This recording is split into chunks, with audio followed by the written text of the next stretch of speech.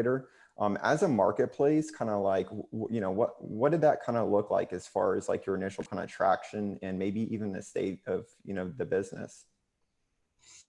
Yeah, so we had part of the reason that the business took off so well was that we built Tradesy.com as it's known today in 2012. I had like a precursor business that was a marketplace for wedding dresses, and with our first round of financing, I put together a small team. It was like 6 of us in my living room, and we built the initial Tradesy.com. And we seeded it with a few thousand items that we bought at local thrift shops and launched it with that inventory that was all like stuffed into my bedroom, ready to be shipped out to customers. And a crazy thing happened. 6 days after we launched, we got this huge opportunity to go on Good Morning America.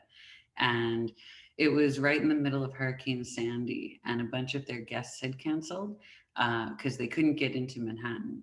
And we had this PR firm, and they were like, "This, if you can get into New York City," and I was like, "I will crawl over the Brooklyn Bridge if that's what it takes. I'm doing that segment."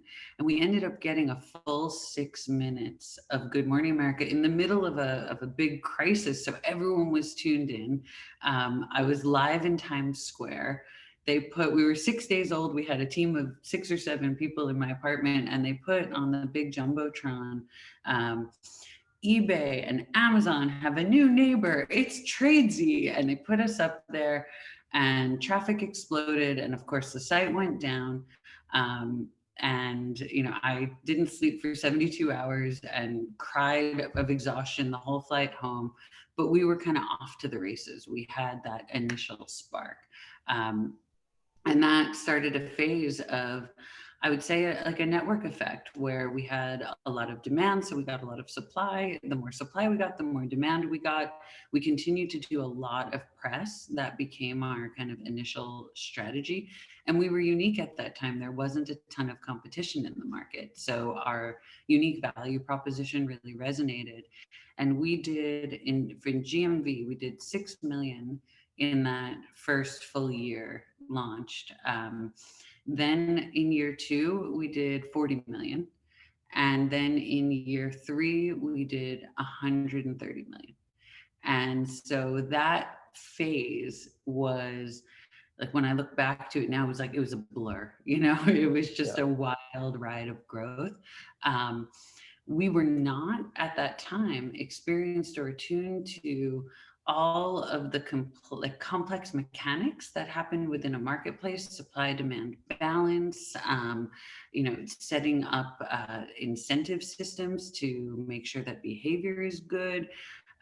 But we had kind of like the right message at the right moment with the right product and an initial product market fit that really took us on like a rocket ride. Then we had different phases later where growth slowed down, and we had to figure out why. And we came to understand a lot of the under the hood complexities, things that we had gotten right, things that we had gotten wrong. We tried to get profitable. We failed to get profitable. Then we did get profitable. Then we decided to not be profitable anymore and to start investing into growth again. So it's all to say that, like, even when you have a successful journey in a marketplace, it's not often a straight line.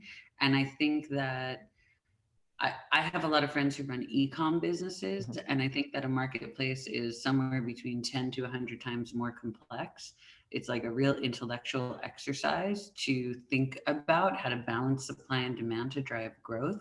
If you're lucky, you'll get a little growth spurt like we did, where you take off and you get an ecosystem to run. But getting from A to B is different than B to C, is different than the next chapter, and it'll make you you'll have to learn a lot, because it's all kind of online marketplaces are still uncharted territory where you have to be extremely analytical and creative to really try to manage an ecosystem with supply and demand.